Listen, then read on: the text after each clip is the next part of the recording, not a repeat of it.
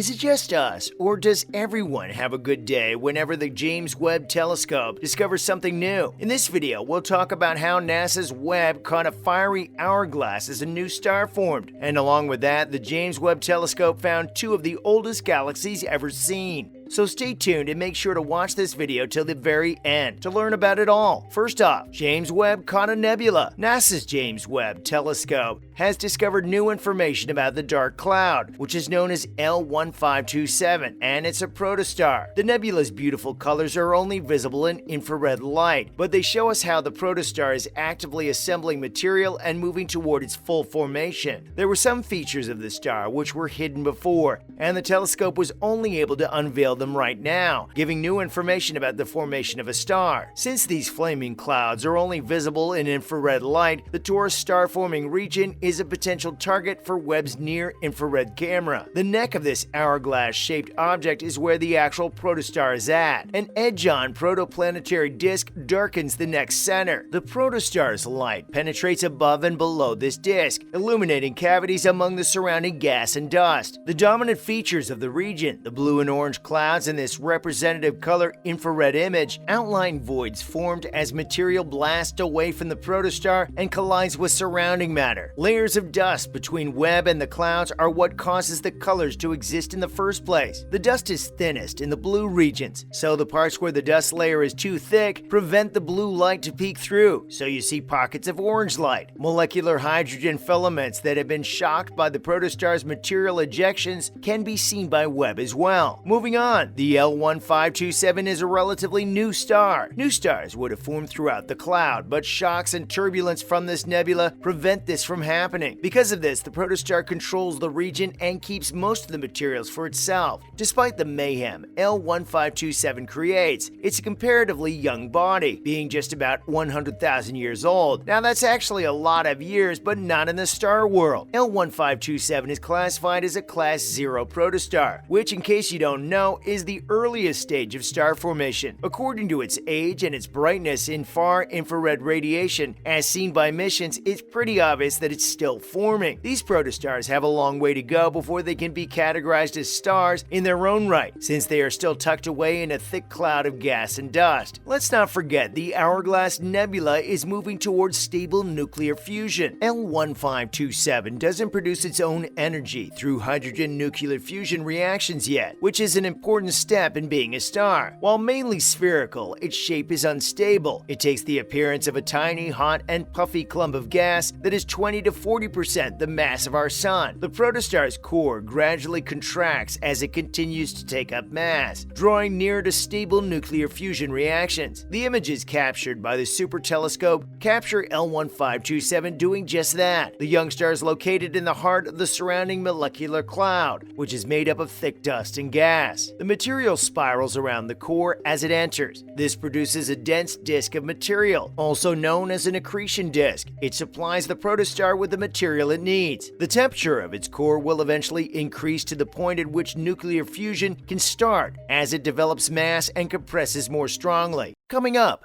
this nebula gives us an idea about what our Sun looked like. The disk, which is seen in the image as a dark band in front of the bright center, is roughly the size of our solar system. Given the density, it's not unusual for a significant portion of this material to group together, forming the beginning of planets. Ultimately, this perspective of L1527 offers a glimpse into the early stages of the evolution of our Sun and solar system. Moving on to the next segment. Up next, James Webb can see far, far away. James Webb is revealing bright, early galaxies that were previously hidden from view, one of which might have emerged within 350 million years following the Big Bang. According to the astronomers, if these new findings are confirmed, then this newly discovered cluster of stars would surpass the most distant galaxy observed by the Hubble Space Telescope, which formed 400 million years after the universe's creation. A big moment for James Webb. Following up, stars may have formed a few million years earlier. Stars stars may have formed a few million years sooner than originally thought. The Webb telescope was placed into service last December to replace Hubble, an international team under the direction of Rohan Naidu, who's an astrophysics professor, published a thorough account of Webb's most recent findings. In the astrophysical journal Letters, he and his team discussed the newest findings in detail. The article goes into about two extraordinarily brilliant galaxies found by Webb, the first of which is believed to have originated 350 million years after the Big Bang, and the second 450 million years afterward. Naidu said that Webb will need to do more infrared observations before claiming a new record holder, though. Coming up, scientists claim that there have been candidates for older galaxies. At a recent NASA news conference, scientists talked about there having been researchers who found galaxies older than the one James just found, or they like to say so, because none of that is confirmed yet. Anyway, these scientists claim that they found galaxies even closer to the start of the universe. They highlighted that some of those might be later galaxies imitating early ones. Who would have thought galaxies have a thing for hiding their actual age? According to the co-author of the journal, Garth Illingworth, this is a really dynamic time. He said that they're still working as a community to determine which of the several preliminary announcements of much earlier galaxies are most likely to be true. Chief scientist for Webb's early release scientific program, Tommaso True, said the evidence so far is as solid as it gets for the galaxy that is thought to have formed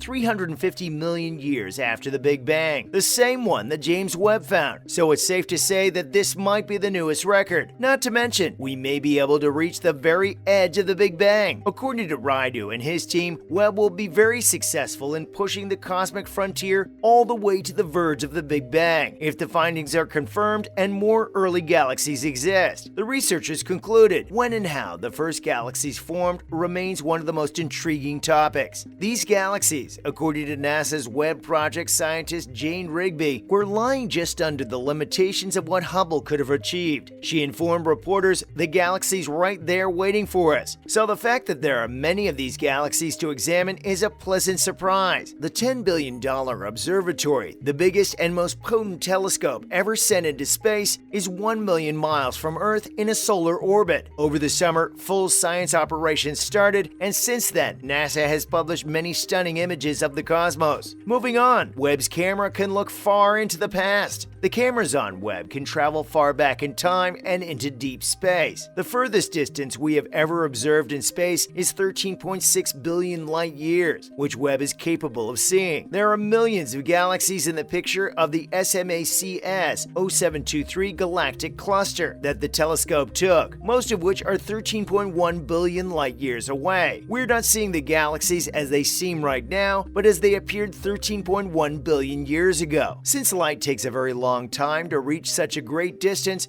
more developed galaxies with more stars and less dust are the bluer ones. Stars are still developing in the more dust-rich, redder galaxies. All of this ultimately means that the James Webb Telescope hasn't really provided us with pictures that use its full potential. If it did, we would be able to answer the question of the ages. How did the first galaxy form? Everything about the telescope is intriguing, and everything that it's produced so far has helped scientists understand the Great Void better than ever. Last but not least, NASA won't rename the James Webb Space Telescope despite growing concerns. The name of the Space Telescope was said to be controversial by a lot of high-ranking astronomers. Webb is named after a government official and a Marine Corps who was also NASA's second administrator. During his time at the office, there were a lot of firings because of the employee's sexual orientation. Many astronomers think that it's unfair to name something after him because he failed to acknowledge the injustice that was happening under him. But NASA's decided that it won't be changing the name and will be sticking to it despite the backlash. That's a wrap for this video. What do you think about these latest discoveries? Let us know in the comments below. Make sure to give this video a thumbs up and subscribe to our channel for more videos like this. See you at the next one.